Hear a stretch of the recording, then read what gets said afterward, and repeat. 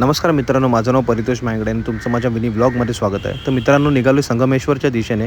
कुठे ते तुम्हाला पुढे व्हिडिओमध्ये समजेलच। वातावरण बऱ्यापैकी छान होतं आणि मित्रांनो मी पोहोचलोय कसब्यामध्ये। सर्वात आधी महाराजांचं दर्शन घेतलं आम्ही। प्रगती यापूर्वी कधी आली नव्हती आणि हाच तो देसाई वाडा, जिथे धर्मवीर छत्रपती संभाजी महाराज यांच्यावर बेसावध असताना हल्ला झाला होता। संपूर्ण वाडा बघितल्यानंतर वाड्याच्या आजूबाजूचा परिसर फिरलो, जसं की मंदिर आहे। त्यानंतर आम्ही आलो तिथूनच 2 मिनिटाच्या अंतरावर असलेलं कर्णेश्वर महादेव मंदिराजवळ। कर्णेश्वर मंदिराचा पूर्ण व्हिडिओ बघण्यासाठी मी या व्हिडिओच्या डिस्क्रिप्शनमध्ये लिंक नक्की देईन।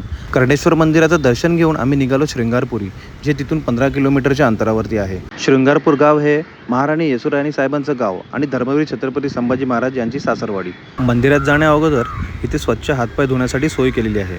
मंदिराच्या आजूबाजूचा परिसर पाहून मन अगदी प्रसन्न होतं। तर मित्रांनो, हे मंदिर आहे श्रीदेवी भैरी भवानीचं।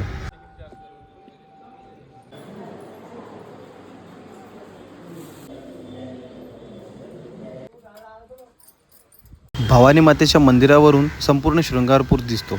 मंदिराच्या खालच्या बाजूस पार्किंगची व्यवस्था आणि उजव्या बाजूस वॉशरूमची व्यवस्था केलेली आहे।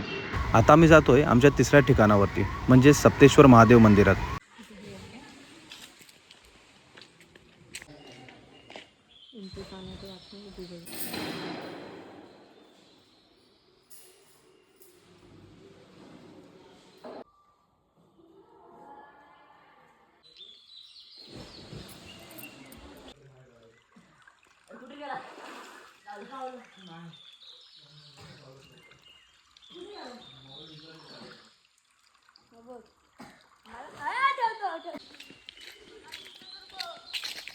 दर्शन घेऊन झाल्यानंतर निघालो आम्ही आमच्या परतीच्या प्रवासाला आणि बघता बघता संगमेश्वर मार्केटमधला हा जो ब्रिज आहे तो देखील तयार झाला आहे आणि पोचलो थेट निवळीतल्या शनिवार बाजारात। बायकोची भाजी मंडईतली शॉपिंगची स्किल बघितली।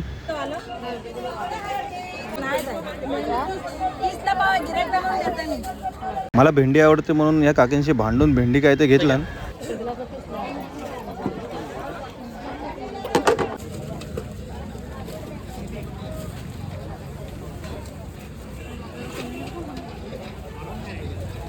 तर मित्रांनो, भाजी मंडईतून निघालो थेट घरी। तर मित्रांनो, आजचा तुम्हाला संपूर्ण संगमेश्वरचा व्हिडिओ कसा वाटला? संगमेश्वरमधील या तिन्ही ठिकाणांचे लोकेशन मी व्हिडिओच्या डिस्क्रिप्शनमध्ये देईन, तुम्ही नक्की भेट द्या।